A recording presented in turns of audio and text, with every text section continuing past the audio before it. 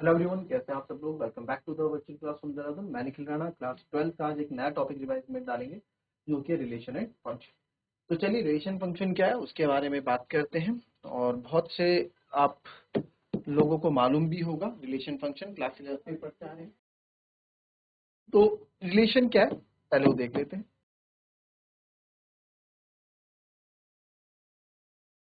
Relation क्या है, ठीक है। Let A and B be two non empty sets, two non-empty sets, then a then a relation R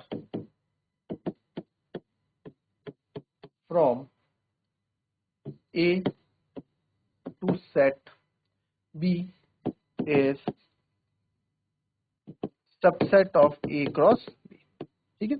A cross B क्या था, class 11th में आप लोगों ने पढ़ा हुआ है। A क्रॉस B को हम क्या बोलते थे? A क्रॉस B सर हमारा कार्टेशियन प्रोडक्ट होता था। क्या था? Cartesian product. थोड़ा बहुत प्रीव्यू 11th क्लास का ले लेते हैं, ठीक है, हालांकि उतना यूज नहीं आएगा।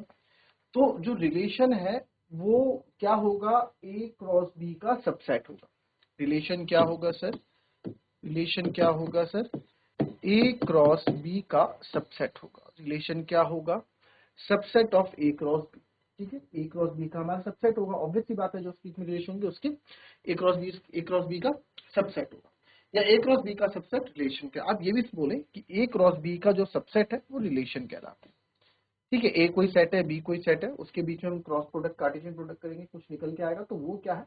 कार्टेशियन सबसेट होगा आपका, और उसी को हम रिलेशन यहाँ पे बोलते हैं। बट इन क्लास 12, ठीक है, क्लास 12 में क्या है, हम जो है एक ही सेट लेंगे। ठीक है, हम जो रिलेशन बनाएंगे क्लास 12 में, जो रिलेशन होगा वो दो कार्टेशियन प्रोडक्ट का नहीं बल्कि एक ही का रिलेशन हम बनाएंगे। ठीक है, एक ही सबसेट का रिलेशन हम बनाएंगे। रिलेशन क्या होगा? A cross A. रिलेशन क्या होगा? ए क्रॉस ए होगा। ठीक है, यानी दो सेट का आपस में रिलेशन होगा ये आपका। ठीक है, नाउ अब इसमें टाइप्स ऑफ रिलेशन पे भी बात कर लेते हैं। कितने कितने टाइप्स के रिलेशन हैं आपके? Types of relation. तो टाइप्स ऑफ रिलेशन में पहला है आपका एम्प्टी रिलेशन।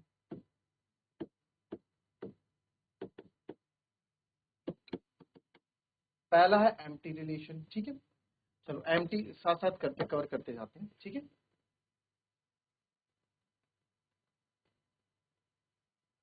ठीक है। अब आपको पता है इफ देयर इज एम्प्टी है तो मतलब if there is no element of set A in if there is no element of set A has relation, या फिर आप लिखो एम्प्टी रिलेशन में क्या होगा, मतलब एलिमेंट ए के एलिमेंट का रिलेशन, ठीक है, रिलेटेड होगा। If there is no element of A is related to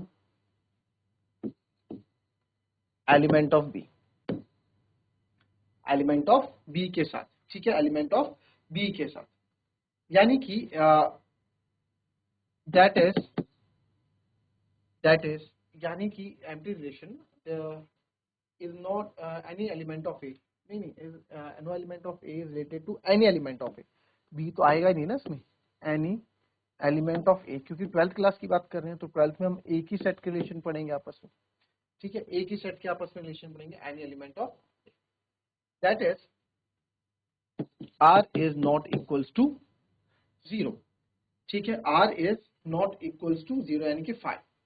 नहीं, इसको उल्टा लिख दिया, आर इक्वल्स, रिलेशन के बीच में कुछ भी नहीं है ना, एम्प्टी सेट है, तो R equals to null set, उनके बीच में कोई भी रिलेशन आपको देखने को नहीं मिलेगा, तो ये आपका क्या होगा? Empty set. ठीक है, तो इसका एग्जांपल अगर मैं आपको यहाँ बताऊं तो एग्जांपल आप देखें, लेट सेट ए, ठीक है, राम और रवि। ठीक है, कौन सी फॉर्म हो गई है? रोस्टर फॉर्म हो गई। ठीक है, इसमें दो नाम है, राम एंड रवि, और रिलेशन मैंने दे दिया। इसके बीच में रिलेशन कुछ इस प्रकार से मैं दे रहा हूं, सेट ए है कि इसमें आप ये मान लो ए और बी एलिमेंट्स हो गए, such that A is sister of B, ठीक है, A is sister of B और A B belongs to A. और जो ए बी है, ये जो ए बी एलिमेंट्स है, ये सेट ए को बिलोंग कर रहे हैं, ए बी जो है सेट ए को बिलोंग कर रहा है, ठीक है। यानी ए बी को कैसे बिलोंग कर रहा है आप ऐसे समझो, सर ये हमारा सेट ए है, ये हमारा, ये भी सेट ए, ये राम हो गया, ये रवि हो गया, ये राम हो गया, ये रवि हो गया, ये ए हो गया, ये बी हो गया, ये ए हो गया, ये बी हो गया, ठीक है, राम रवि राम रवि, ठीक है। तो ये रिलेशन है। तो क्या आप बोल सकते हो A is the sister of B? क्या यहाँ कोई ऐसा रिलेशन है? अगर आप ए और बी, रवि क्या राम की सिस्टर होगी? नहीं ना। रवि क्या राम की सिस्टर होगी? नहीं ना। तो ऐसा कोई रिलेशन बनेगा ही नहीं, ऐसा कोई रिलेशन बनेगा ही नहीं। तो यहाँ पे जो रिलेशन आया क्या है? फाइव सेट, इनके बीच में कोई भी रिलेशन नहीं बना, तो इसको हम बोलेंगे एम्प्टी सेट, ठीक है। चलो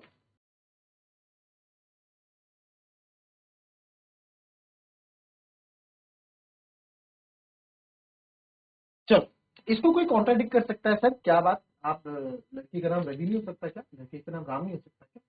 क्या लड़की का नाम भी तो रवि हो सकता है? चलो, बोल सकता है कोई। बट इसके लिए एक दूसरा एग्जांपल आपको मैं दे देता हूँ, उसको शायद आप उससे थोड़ा अच्छे से समझ पाएंगे। तो मेरे पास एक कोई सेट है, इसके अंदर एलिमेंट्स है 1 2, ठीक है, एक कोई सेट 1 2 3। अगर मैं ए क्रॉस ए करता हूँ, ए क्रॉस ए करूँगा, तो आपको पता है क्या बनेगा? 1 1 1 2 1 2 1 2 2 2 3 1 3 2 3 3।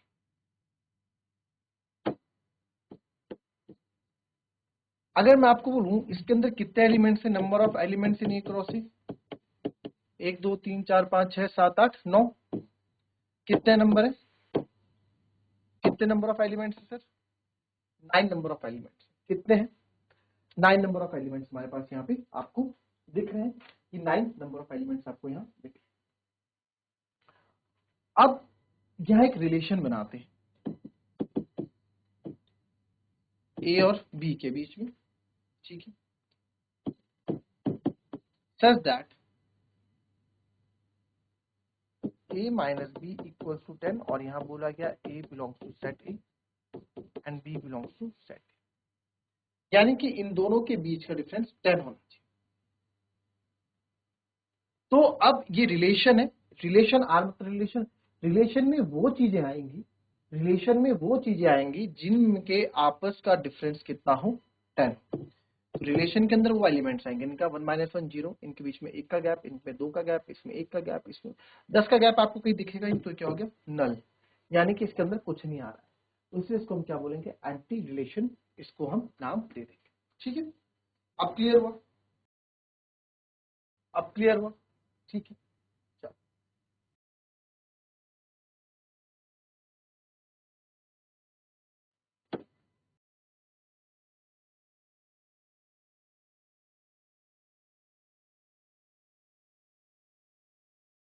चलिए दूसरा देखते हैं। दूसरा जो सेट का नाम है वो है आपका यूनिवर्सल, ये आपने पहले पढ़ा है, यूनिवर्सल रिलेशन। पहले सेट के नाम पे पढ़ा था, अब रिलेशन के नाम पे पढ़ेंगे। तो यूनिवर्सल जगत आपको पता है, जगत जाहिर है, यानी कि जिसका यूनिवर्सल रिलेशन होगा, सबके साथ रिलेशन होगा, यूनिवर्स, ठीक है।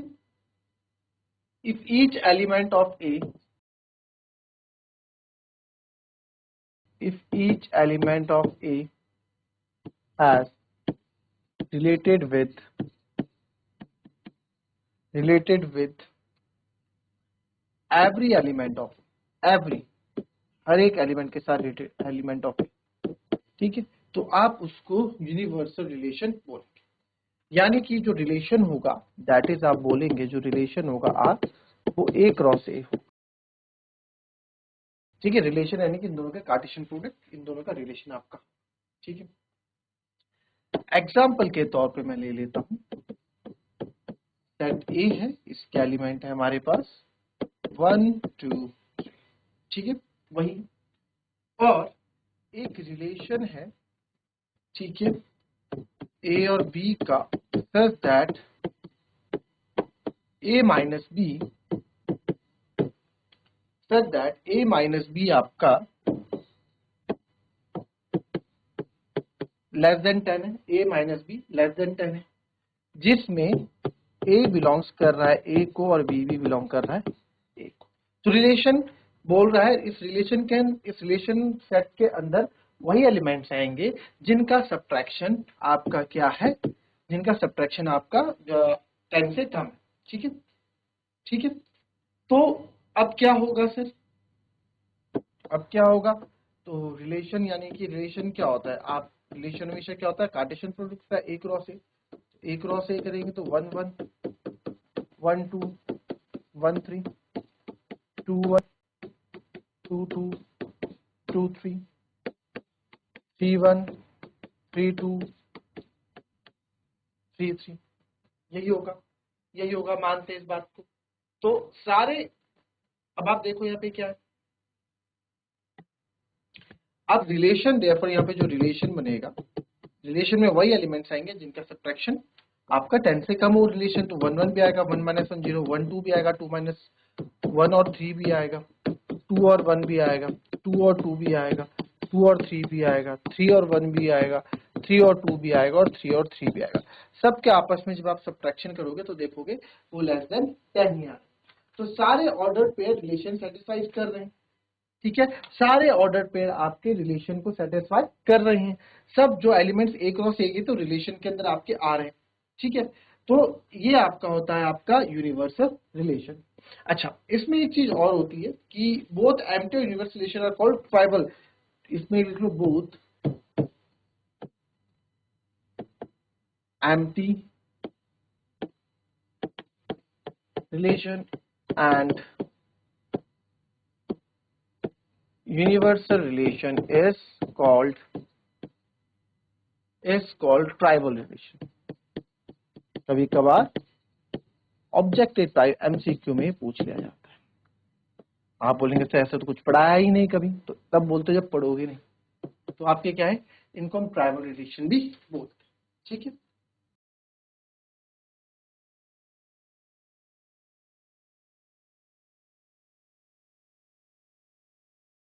नेक्स्ट आता है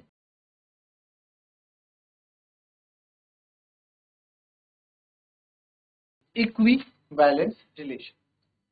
तो कोई भी चीज इक्विवेलेंस रिलेशन कब होती है, ठीक है, कोई भी रिलेशन इक्विवेलेंस रिलेशन कब होता है, तो relation R relation R in set A is, कोई भी रिलेशन आर, ठीक है, किसका, सेट ए का, is called equivalence, is called equivalence if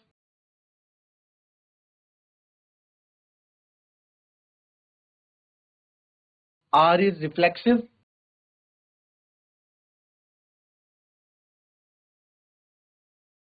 are क्या होगा, रिफ्लेक्सिव होगा,